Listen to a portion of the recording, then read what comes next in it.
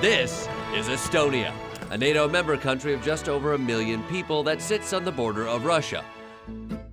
Since the invasion of Ukraine, Estonians have been wondering, are we next?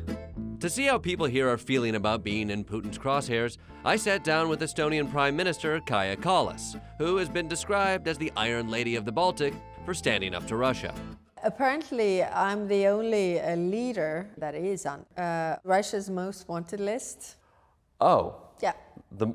You're on the most wanted list? I am. I'm not in danger, right? No. I'm a brave fake journalist, but I'm only so brave, and mostly fake. As Putin has gotten bolder, Kallas has become one of NATO's most vocal supporters. We shouldn't dismantle NATO. NATO is the strongest military alliance. We don't have war here because we are in NATO. In America, a presidential candidate is arguing that if everybody's not paying their fair share in NATO, then why should we be facing the brunt of it? First, we are paying more for defense. I mean, Estonia. You guys are? Yes, we are spending 3.2% of our GDP on defense. It's more than the United States is spending in terms of percentage. Nice flex. How I explain NATO to school children, I always say that, you know, if you have a school bully and you are weaker physically, the bully doesn't bully you when you have big friends. And this is how NATO works. So what happens if one of your big friends also happens to be a bully who's talking about just becoming friends with the other bully and then bullying all the little people? Well, that is definitely going to be more complicated. Yeah. If Russia will succeed in Ukraine, then their appetite will grow because, you know, they have expanded their empire and colonized the country. Aggression pays off.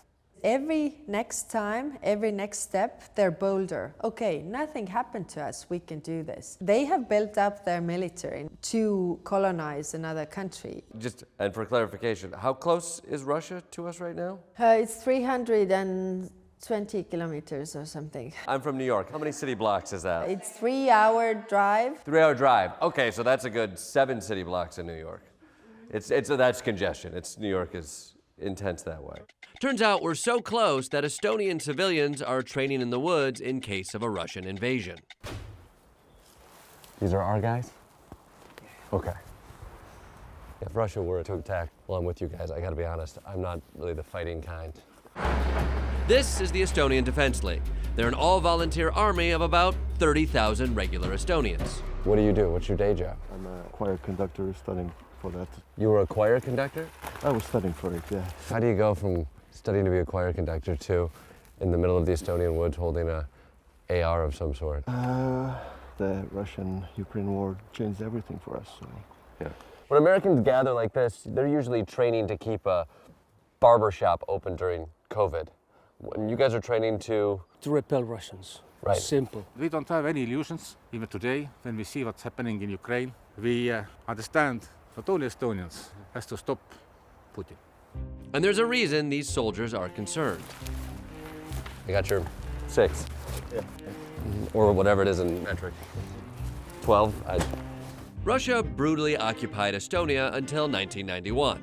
So while MAGA world turns a blind eye to Putin's plan to expand Russia, people who lived under that occupation have a different view of it.